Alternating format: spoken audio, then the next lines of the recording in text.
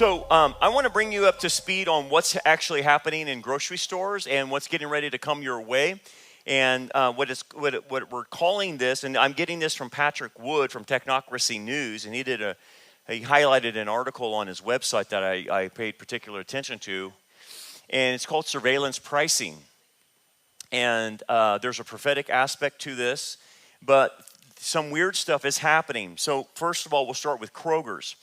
So Kroger's is doing kind of what we call surveillance pricing. Okay, and I don't think we have a Kroger's here in Bakersfield, do we? No. Do we have them in California? I don't think so. But anyway, with one grocery store does something, it's going to catch on, and eventually all these grocery stores are going to be doing it. So what they're doing, they're starting to do this surveillance of customers, facial recognitions. Some are doing it with or without, but there's some weird stuff. Anyway, the U.S. Senate sent the chairman and CEO of Kroger a letter warning him about what they're doing.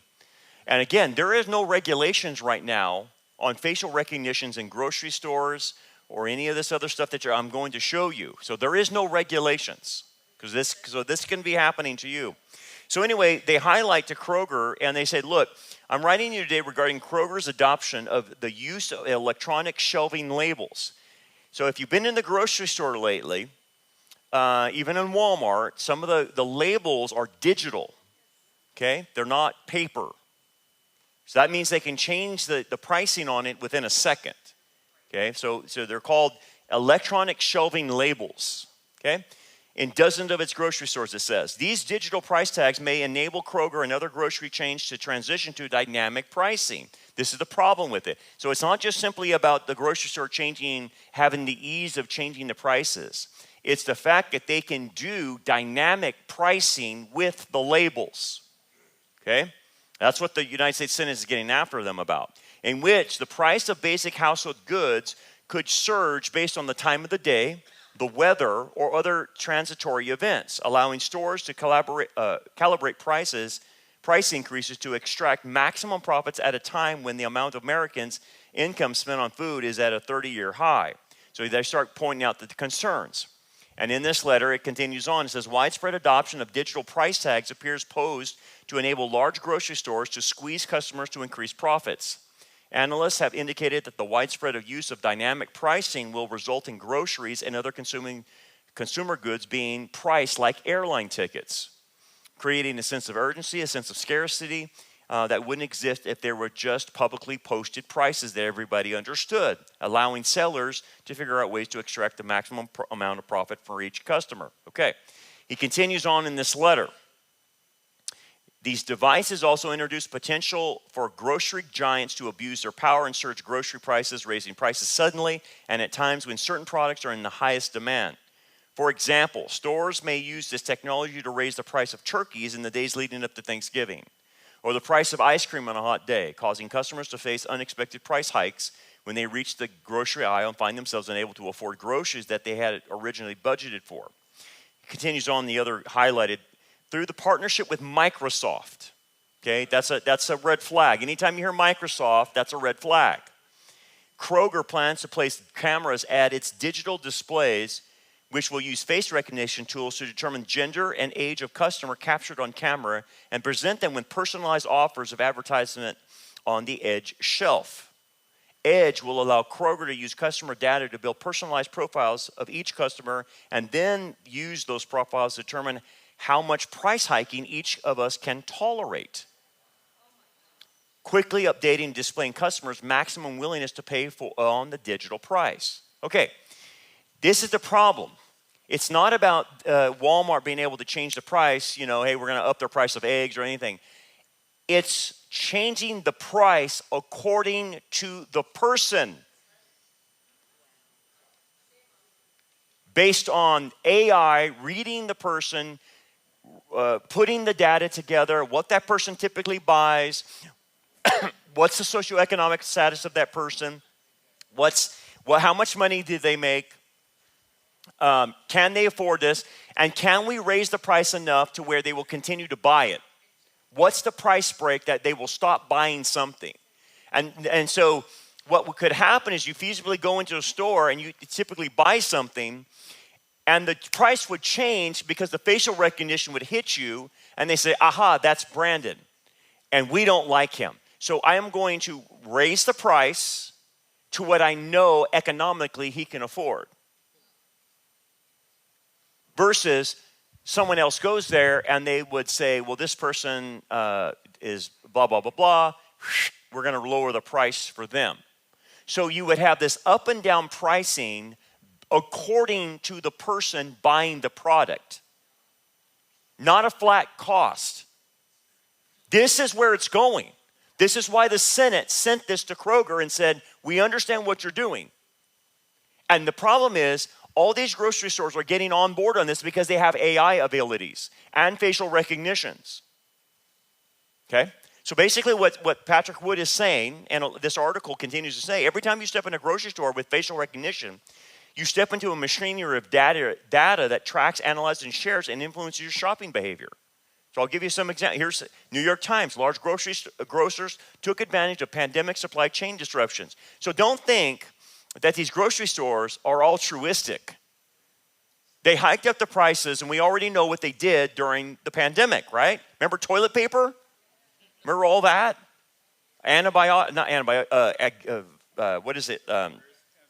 Antiseptic and alcohol and all this stuff, the hand washing stuff, soap, you couldn't find it. We already saw what they did, okay? And we already know that everybody's concerned about their groceries, okay? Voters are concerned about inflation, cite the cost of food and groceries as their top concerns. This is what everyone's saying. I am concerned about the food prices. Yeah, we all are. Everybody is. I get it. But Los Angeles Times had this article, the future of shopping is here with digital price tags, and some are worried. Yeah, we should be. So Cooler, so here's what's happening like at Walmart and Kroger. They have these screens. It's called Cooler Screens. That's the company. And they install these digital screens that embeds cameras and sensors to replace refrigerator and freezer doors that usually are see-through in grocery stores. And what they're doing is, in the initial reporting, the Wall Street Journal had this, on Cooler Screens, controversial partnership with Walgreens, Cooler Screens touted its ability to use facial detection to infer features such as age and gender to tailor the digital ads on the screen. So again, you don't see the product, you just see what it wants you to see, if that makes sense, okay? Based on you. So then Kroger expanded its partnership with Cooler Screens in 2023. Kroger insists that the sensors do not collect on store shoppers' data. Yeah, right, I don't believe that. And that Kroger does not seek to identify customers through facial recognition technology. Then why have it then? It's only to detect customers' presence, dwell time, and doors open. No, it's more than that. You're using AI. You're using facial recognition. So again, more articles. Kroger's facial recognition plans draw increasingly concerns from lawmakers. Yes. Okay. So here's like what Patrick Wood is saying. So you walk into a store, okay, and the facial recognition is watching you. It's reading you, and then it can connect to the internet and look what your credit score is. It can look whatever you have, how much money you make, and go on whatever. And basically, it's surveilling you and giving you a surveillance pricing. Then profits from the surveillance capitalism by selling all the data collected about you to the highest bidder. So they can sell your data, but they're also going to sell you stuff. So basically, surveillance pricing refers to the practice whereby companies collect and obtain individualized, personalized information about their actual potential customers and use a variety of techniques to target different prices to specific customers for the same goods or services to generate greater profits. The goal of surveillance pricing is to determine the highest price that the business infers that the customer is willing to pay. So we're not talking about a baseline of how much eggs cost. We're talking about how much would you pay for eggs? And the AI will determine that. Does that sound crazy? But this is bad. This also keeps individual consumers in the dark about lower prices offered to other customers. So you might be, I don't know, you might be charged, $8 or whatever for whatever product. Someone comes along, they only charge the other person $4, but they're charging you 8. Sounds like communism in a weird way, because it's trying to make everyone equal. But it's not equal. It's robbing people. Related to this, personalized pricing refers to the practice of business using consumer-specific data about their conduct or characteristics to set different prices to different consumers based on what the business thinks they're willing to pay. In contrast, dynamic pricing refers to using non-customer specific variables to adjust prices depending on changes in demand and supply, often real time. Examples of companies using non-customer specific variables to change prices include Uber prices surging during rainy weather. So your Uber price will go from $50 to $250, okay? Or last minute flight price increases. Or Ticketmaster, for instance, charging more than $22,000 for a Taylor Swift concert ticket because of massive demand, whereas someone else paid $300. But based on demand, they could put the ticket up to $22,000. So this is what's called dynamic pricing. It may also be called surge pricing. Now they do dynamic pricing with Airbnbs, by the way. And a lot of things are using dynamic pricing. Okay, based on the season, the flow, things are more expensive, that type of thing. But they could base it on the demands. Okay, so this is bordering and probably crossing the line of price discrimination. Okay, so you have sellers, same product, but different prices in different markets. Well, all of these practices fall under the broader umbrella of price discrimination, where a business charges different prices for similar products for reasons unrelated to the cost to the benefit of the business. In the Federal Trade Commission, in price discrimination, Robinson-Patman violations, a seller charging competing buyers different prices for the same commodity or discriminating in a provision of allowances, ergo compensation for advertising and other services, may be violating the Robinson-Patman Act. Price discriminations are generally lawful, particularly if they reflect the different costs of dealing with different buyers or are a result of a seller's attempt to meet the competitor's offering. So we're not getting a lot of help from the Federal Trade Commission. So here's a little bit of example of surveillance pricing. The products are shown or prices displayed differ for each customer or consumer depending on where the consumer is, what time it is, who the consumer is, what the consumer is doing, and the prior actions the consumer has taken or interactions with the seller. So you get different prices. You get that for $39, you get that for $49, based on who you are, based on where you're at, based on all this other stuff. For example, do you have a Target app? If you have a Target app, this is what the Target app did. Target charged $100 more for a TV on its app when the consumer was in the vicinity of Target store versus farther away. Yeah, because Target had determined consumers are willing to pay more the closer they were to a store. So they charged more when you were in the store. But if you're looking at the app and you just do that, you don't know that it changed on you. That's the problem. You don't know it changed. An Apple Watch band went up $2 just on the proximity to the Apple store. A Shark vacuum went up $40. A Graco child car seat jumped $72, and a Dyson vacuum shot up $148 on the app while inside the store.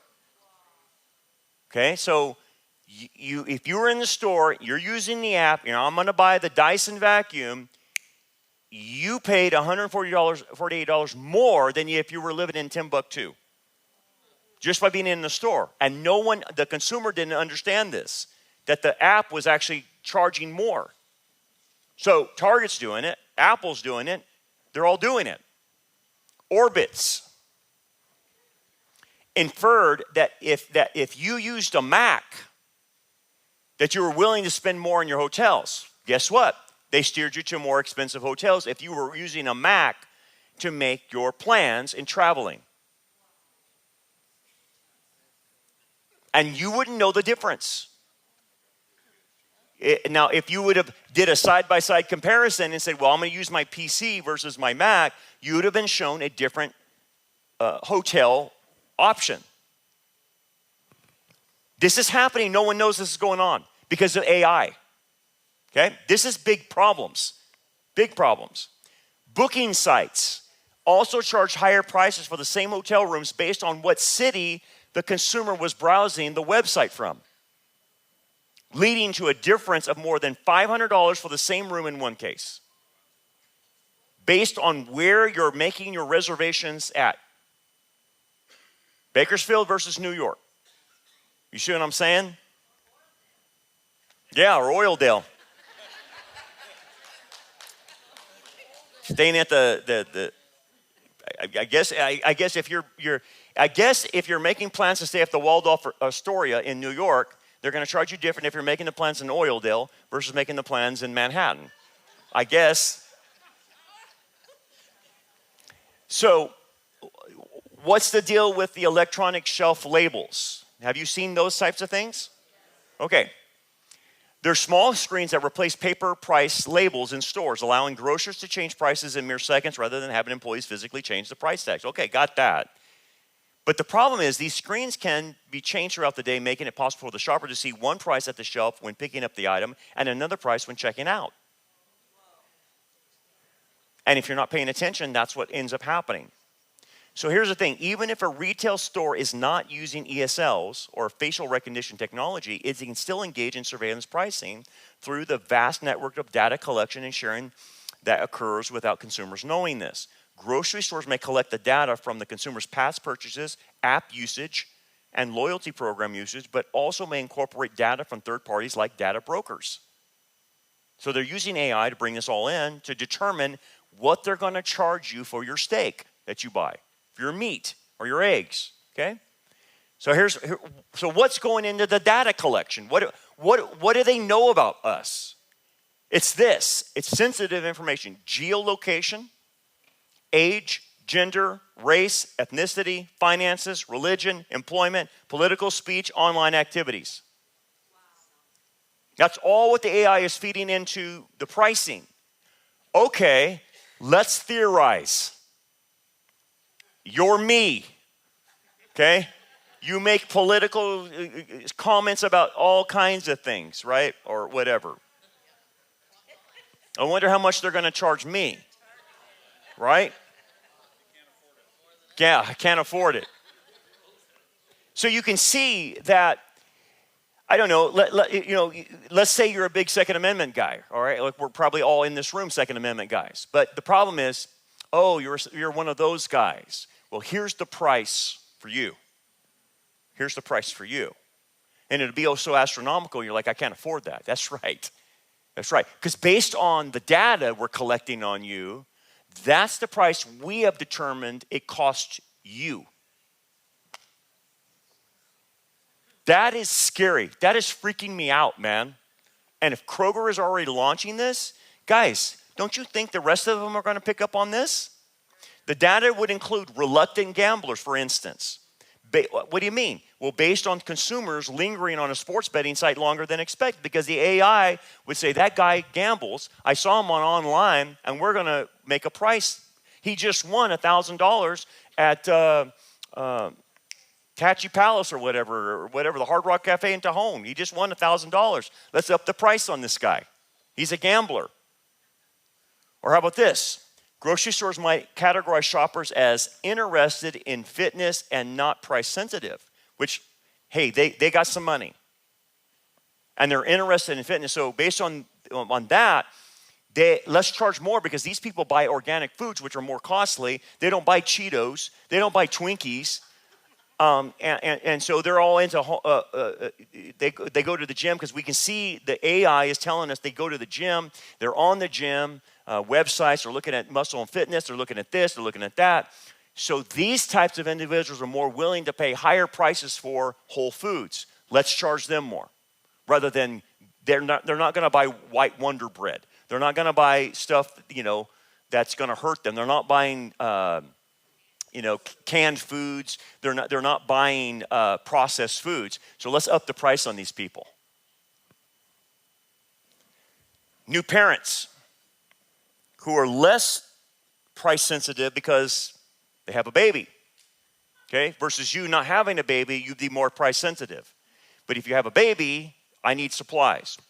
Let's up the price on those guys, especially if they need formula.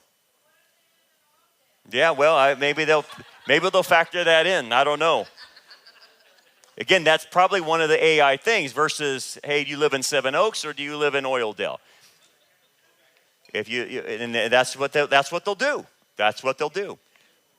Or how about this one? Individuals who are in an area experiencing flooding. So they're going to get stress relief products. So what we're going to do, we're going to up the product's price because that's in need right now. Here's an example. And Patrick Wood gives this example. So say you buy multivitamins periodically, okay? And that store has been recording your purchases. They're already recording your purchases, right? Especially if you have apps. But today on a whim, you've reached for a prenatal vitamin instead. Okay? Nobody knows you're pregnant. And you're not sure you are. Okay? But anyway, the store uses facial recognition to determine that you are a young woman, a childbearing age, and bingo, it's got you. What do you mean? Before the day is over, you start seeing targeted ads for products related to your pregnancy in your email, social media feeds, and even your smart TV, and the feeding frenzy starts. Because you're a young woman, you're looking at prenatal, got you. And you understand what you've lost at that point in time. You have lost all privacy at that point in time. Whatever you're buying, individuals who are in an area experiencing flooding, to target them, I already did that one. Okay, here's this. So based on your shopping history and data shared from data brokers, including internet browsing history. So here's the other thing I've always said. Quit using Google. You've got to use an internet that is not tracking you. Stop using Google. Google is tracking you, okay? There's plenty of other things out there. DuckDuckGo, other ones out there that you can use that don't do tracking. Okay? And so anyway, they're watching your purchases. They'll look at the grocery stores you may refer to, and your age, your gender, your race, your economic status, family makeup, health conditions, and other lifestyle characteristics. Okay, so why is this a problem? Well, it's violating your consumer privacy by collecting data about your consumption and using it for unexpected and out of context purposes. That's the problem. It increases the cost of everyday goods based on the price threshold the consumer is willing to pay. That's the problem. So it's stealing your information. The AI is using it and saying, I'm going to make a determination that they can afford this, and let's see if they buy it. And you're like, I have to buy it because I need that ingredient, or I need this. Well, this is how much it costs for you, Mr. Brandon. And so you buy it, and guess what happens? Oh, he bought it at $5. Let's try it next time, $5.20. That's $5. They can just play around with this. It's insane, right? You have no autonomy because they're covertly influencing your choices. And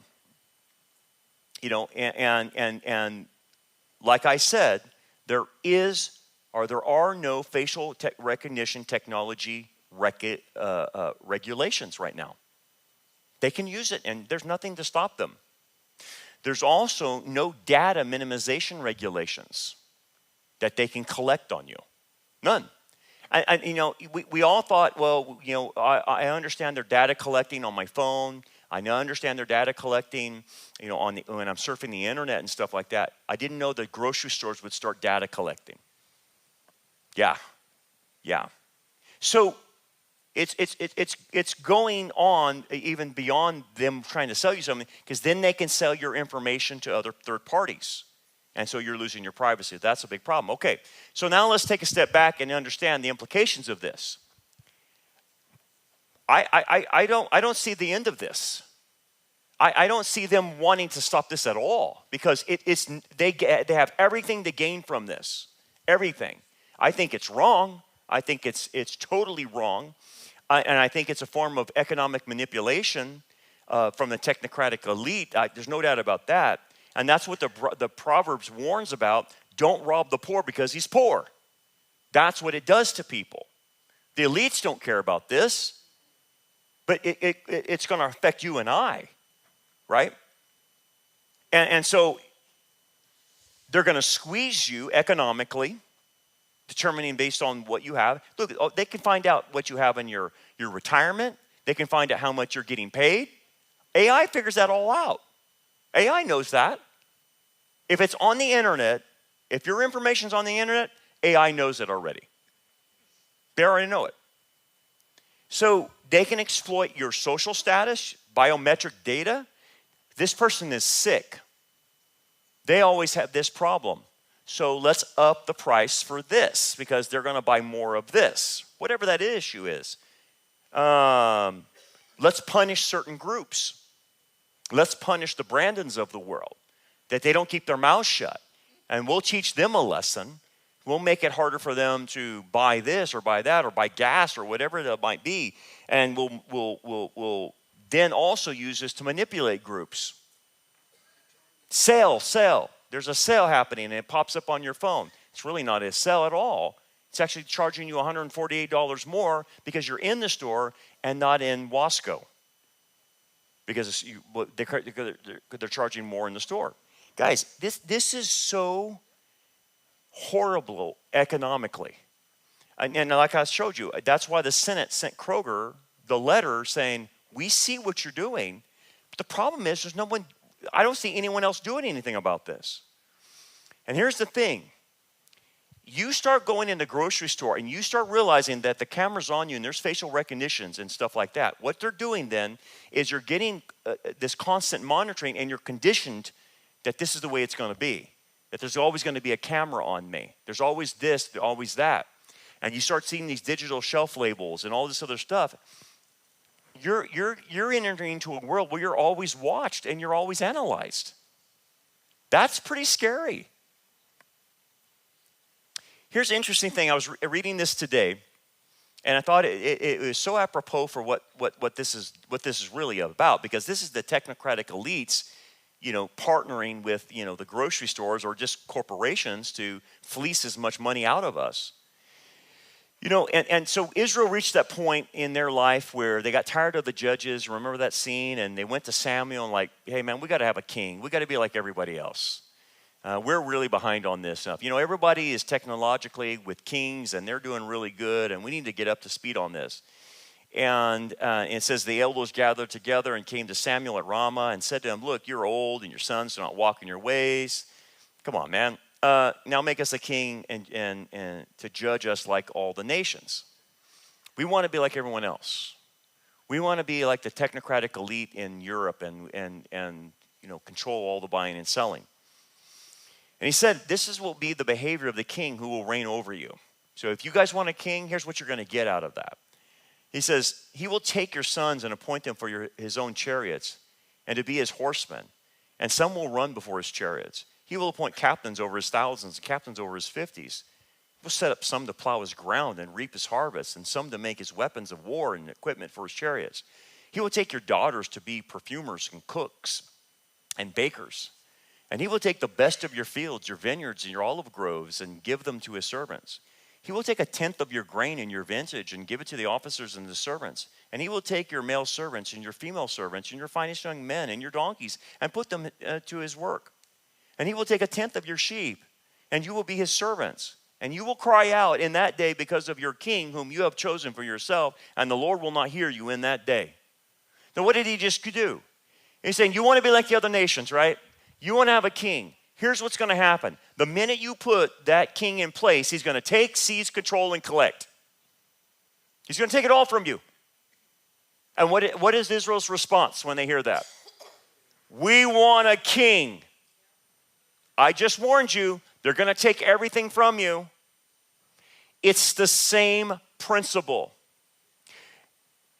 Our society wants to be technologically savvy. They want to be technologically, it's going to make everything easier. We can do business better. We can make more money. We want to be like the tech giants. We want to be like the Elon Musk. We want to make as much money as we possibly can. We want to be like that. Yeah? And guess who they're going to take? Us. They're going to take our money. That's what's leaving. Right? And this surveillance stuff is conditioning people for the system of the beast. That's what it is. Look at Revelation. It talks about identification, surveillance, exclusion, can't buy or sell if you don't have the mark, centralized control, the ability to determine who can buy and sell. That's what you're seeing form right in front of you. And the implications with AI and quantum computing, you understand when they marry the two with quantum computing, and quantum computing is just like instantaneously, and basically they can call all your information up in quantum computing instantaneously. Whereas before, if they're using a regular computer without quantum computing, it can take them days. Okay? Now, why is that important? Because if it without quantum computing, the AI can't do all the data while you're in the store. It won't have enough time to collect all the data. It will take too long. But you marry that AI with quantum computing, the minute you walk through that store, it's got all the data ready. That's the game changer, is the quantum computing. And these things are master fast, man, big time. And so you're going to have these massive consumer databases, which are building all over our country. Facial recognition is going to be everywhere. If you're flying, you're already doing facial recognition. Did you know that? I've already done it to me. In Europe, when you go through, you walk through, and especially in France, Germany, whatever, the cameras look right at your face, man. And then the only way the doors open is if they get your picture, your facial recognition, and it opens everything up. And it's the only way you're getting through. So they're using it, and without your permission.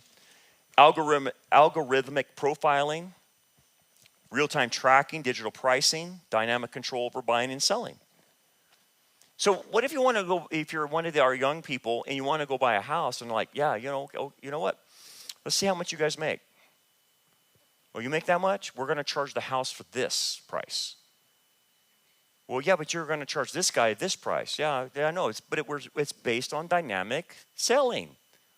Oh, that's scary. So here's what's happening. Here's what the direction you're going in. You're having data, identity, and then control. You're having privacy, surveillance, manipulation, and free markets to controlled markets. So where do you think you end up economically if they're going to charge you more than someone else? That's right. That's where you're heading. That you're going to kill the middle class, which that's it. We know that is on the agenda. Every Marxist, communist, they love that. They want to kill the middle class, no doubt about that. You're going to make everyone poor because in some strange way, you're stealing from people by charging them more prices based on how much they make, right? It's like a graduated income tax, but this is a graduated price for you. Oh, you make over $100,000. This is your price for chicken, versus if you made $20,000. So they would de-incentivize you making more money because the more money you make, the more they charge you.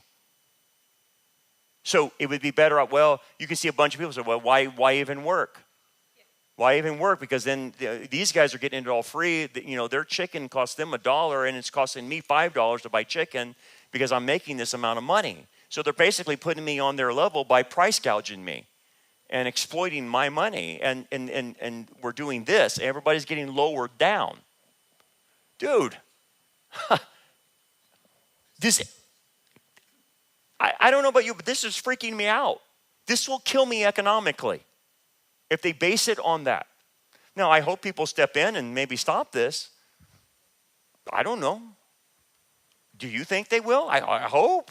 I hope, but I picked up enough articles from even leftist papers. The New York Times even had an article about this. The Atlantic had an article on it. So the leftist papers are picking up on this.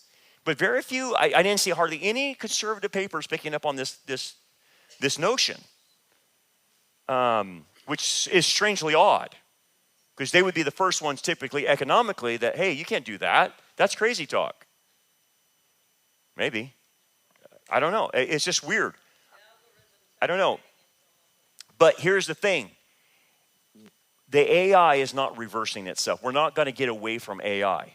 It's here to stay, and they're using it. And if they're going to say, we're going to collect data, dude, this is how they're going to destroy us economically. At least one of the ways economically. Anyway, any questions on that? That's all I wanted to, yeah. Let's get some mics for some people.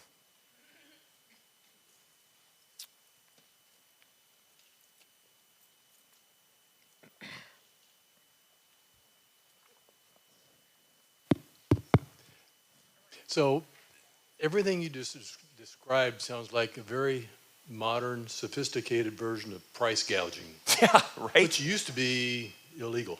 Yes. That's the thing. And so when I'm reading these articles, a lot of people reference that I thought this is illegal, but then you find out, well, wait a second, there's no regulation on face recognition. There's no regulation on this AI stuff. And so it's happening covertly is what's going on. And again, that's what the letter from the Senate, if you read that entire letter, was trying to say is like, you're price gouging. But this would be like a company charging more, like when a hurricane's happening and you guys started charging a bunch of money for gas. And Kroger's response was, we're not doing that. We're not doing that. That's not what we're doing. But yet I showed you examples of it did happen.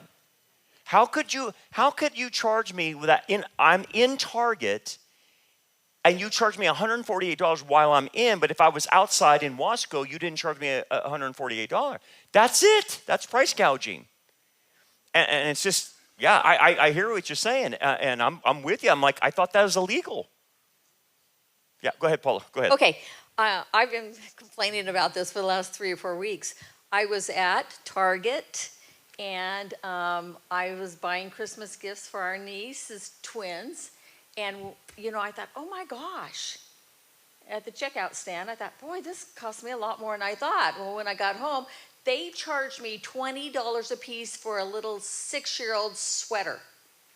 I'm taking that stuff back. Yeah. But also I noticed at Walmart and Target, they're taking the prices off, so you don't know what you're buying unless it's right there. So the prices aren't even on the clothes. So I've been really complaining about that. Yeah. They're already doing it. Well, I wouldn't put it past them that that's intentional. Yeah. Yeah.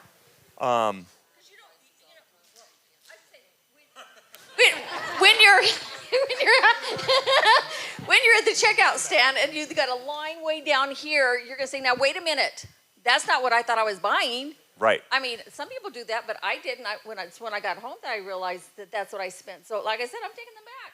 Yeah, good for you. Yeah, I went into Vaughn's and you told the me card. on the radio. Yeah, the card that I'm supposed to use, they just have you put your phone number in now. And the guy was like, well, it'd be really convenient for you because you see what'll happen is we'll start knowing what you buy and we'll be able to send you coupons so that, you can get good pricing on these things. And I said, I don't think I want you to know that much about me. You're right. Totally. And and I read the articles today on some of these websites, and people were, they were doing it tongue in cheek. Well, what do you got to hide? It's not, I don't have anything to hide. I just don't want you knowing that, I'm buying whatever. It doesn't matter what I'm buying. I'm not buying illegal. It's not like I'm buying heroin at Walmart, but I don't want you to know even how many eggs I consume. It's none of your business how many eggs I consume. It's none of your business how much meat I eat.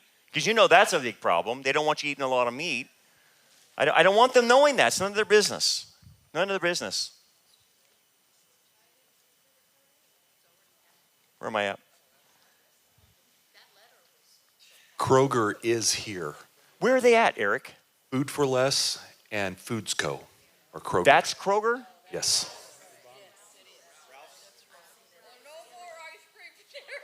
No more ice cream for Terry? See, we know too much. He's eating ice cream. He's eating ice cream. Bonds already knows he eats ice cream. Probably even knows what flavor it is. Hi, Pastor Brandon. Hey, I have this question for you. It's about the digital tracking. Yeah. So is it just like when we're talking about a certain topic, it starts giving you ads like, oh, I want to go skiing, Yeah. for example, and it shows up like skiing gear, stuff you could buy. That's what we're all curious about. Yes. Okay, so that's part of it. That, in some of the articles I read is that the store, like if you're going to Target, it figures out your buying habits, and then it's going to pop up these ads and like coupons, like Terry was saying, and to entice you to buy more. Okay, whatever. They're doing that now. This thing goes one step further and says, you like to buy eggs, okay? But the algorithm and the AI is telling me that you make X amount of money. And based on our calculations, you can afford eggs at this price. That's where this is going. What these articles are trying to say is the danger in that is that they're going to set individual prices for everybody in this room will be at a different price. And look, dude, when they throw in there, it's not just economics, but your social standing, like what you're like. One of the articles was saying that they're going to go and the AI will sweep through your social media. They'll see what you're putting on Instagram, Facebook, all your social media, what you're against, who you voted for, okay, and then that's going to be calculated into the algorithm equation. Oh, you voted for Trump. You're one of the Trump people. Okay. Maybe eggs will be $8 for you or something like. See, it's like China. You start getting a social credit score in all of this, and then they start charging you more. Oh, man, it's off the chain at that point. And especially if they want to kill the Second Amendment. I was thinking about that today. If they wanted to kill the Second Amendment, we're just not going to take the Second Amendment. We're just going to make it so outrageously priced that you can't afford to do it. You can't afford to buy ammo. You can't afford to buy a gun or whatever the issue is. Or let's say we get into another pandemic, okay, and you want to buy hydroxychloroquine or you want to buy ivermectin, and now it's all digital. How are you going to buy it? Because they're going to say, you can't buy it. Not with a digital currency, you can't. Because that's programmable, and we don't allow you to buy that. And so this dovetails not only into price gouging, but also forbidding you to buy certain things. Like if they tell Terry, hey, you're driving too much, you can't buy any gas. Or but gas for you is going to be a little bit higher because we notice that you drive too much. So we're just going to bump up that price for you a little bit more. And now it's $6 a gallon instead of $5 or whatever. And maybe that will curtail Terry's driving habits or something like that. It's like, what? Where is that fair? Oh, wait a second. You're thinking in your terms. You're not thinking in their terms. They think that's fair. That's not fair. To me, that seems like a form of communism. Who's they and how do we take them out? Okay. Yeah, exactly. Who's they and how they take them out. Okay, so what I can understand with the companies these like Kroger are partnering with is tech firms. This is coming from technocracy. That's why I accessed Patrick Wood, because he's the expert on technocracy. We had him here last spring, okay? So what's happening is they're partnering with Silicon Valley. And they're making deals with them. And look, I don't trust Silicon Valley as far as I can throw them. These tech people, and none of them reference like Sam Altman or Elon Musk or anything like that. But they are using tech firms to do this. And these tech firms, dude, have the same mentality of technocracy. They remember we studied this, and what did they want to do? They wanted to accelerate technology to break the system. And they don't like the system that we're in anyway right now. They don't like free marketism. They don't like it. They want to break the system because in the technocrats' mind, they really believe they're God and they're making the rules for us, and they believe that this is what's fair for people. Now, from a Kroger standpoint, or a Bonds, or a Walmart, or a Target, if you're the CEO and the tech company is coming to you saying, we can make you 20% more profit by using AI, what do you think they're going to do? They're going to sell out the customer. They don't care about the customer. They care about the profit. And if you're telling them the tech guys can do this with facial recognition, up the price, get this going, and we can make a 20% more profit than we're making now, we're all in. We're all in. I can totally see it. And look, this is not free marketism. This is controlling prices, forcing people to do certain things, to buy at certain rates. Oh man, this is a prison. This is a prison, man. It's horrible. So anyway, I hated to burst your bubble about what the grocery stores were doing, but I think it's only fair that you know this and that you need to pay attention to what's happening here. I got one more question, then we got to get out of here. Because I ran across this and I'm like, okay, that freaked me out. And then I'm thinking prophetically of like, I see where this is going. A quart of wheat for a day's wages. You're going to make everyone poor. On top of all the junk, other stuff that you're doing to make us all poor. This is just one thing. Do you guys, I want to say to any of these people in control, do you guys do anything that benefits humanity? No, of course not. You don't do anything that benefits humanity. You just destroy us. You want us all dead. That's right. I forgot about that. They want us all dead. That's right. Okay. We had one more question. Are we good? Or over here. Yeah, there we go. It's more of a comment, kind of a question to everybody. Yeah. As far as I know, I haven't been abducted and implanted with a chip. But the gentleman over here that was talking about, we just talk about something and our phones will give us ads. Yeah. I have had more than enough experiences that it's more than coincidence that I think of things. That's and weird. My phone will give me Okay, something. yes. That's weird. And I've talked to other people that have said the same thing, that, oh, that was weird. I was just thinking that, and it pops up. I don't know how to explain that, man. That other than there might be some supernatural element. Here's the thing. In my research of AI, there's, I've said this before, there's a black box element to it. And the black box means there's stuff that thing's doing that the developers have no idea why it's doing what it's doing. Why does it lie? Why is it always anti-God? They have no idea. But here's the thing. I know, just knowing case studies of exorcists, deliverances, demonology, fallen angels, their activities. They have no problem messing with electronics. None whatsoever. In fact, they mess with it all the time.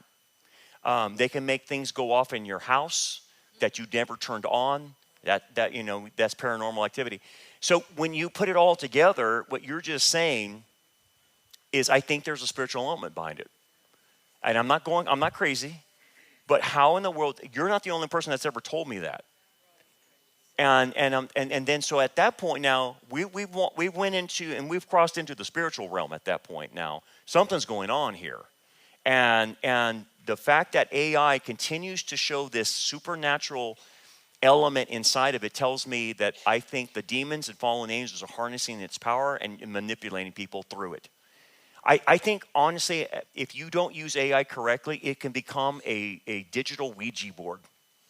You start having a conversation with AI like it's your buddy, that thing takes off and starts manipulating your mind.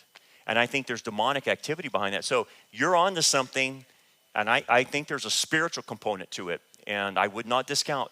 Dude, you talk to Alfonso and Bruce and anyone that runs our electronics. Or anybody. There's things that we come here on Sunday, everything worked great on Saturday, whatever. Nothing works. And then you know what happens? We can't figure it out. I can't figure it out. My computer doesn't work. It worked last night. And you know what happens? Lord, intervene and make this thing work. Starts working.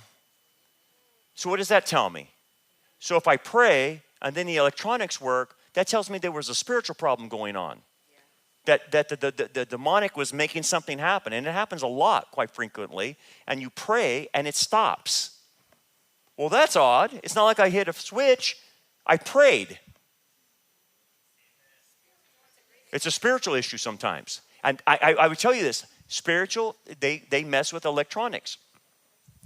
I remember after I dealt with somebody that was demon possessed, I think the demons followed me home, and my kids were real small, and that's when they had all these electronic toys. And I went into one of their rooms, and the electronic toys were going off like all over the place, 2, 3 in the morning. Electronics were going off. These toys, and the switch was not turned on, and they were going off.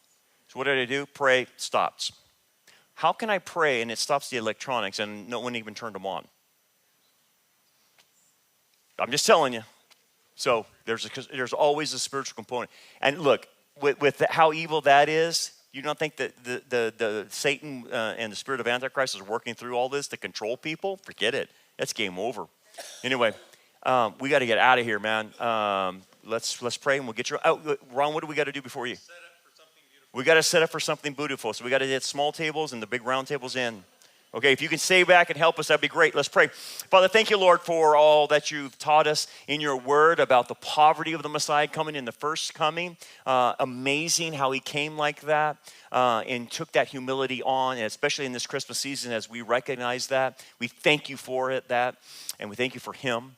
We thank you, Father, that you have an ultimate plan, that this evil that we see all around us, that one day you're going to redeem what the locusts have eaten. You're going to set things right. You're going to make everything perfect when you come. And we look forward to that because, man, we are vexed looking at the junk around us, the evil around us, and the stealing around us, Father.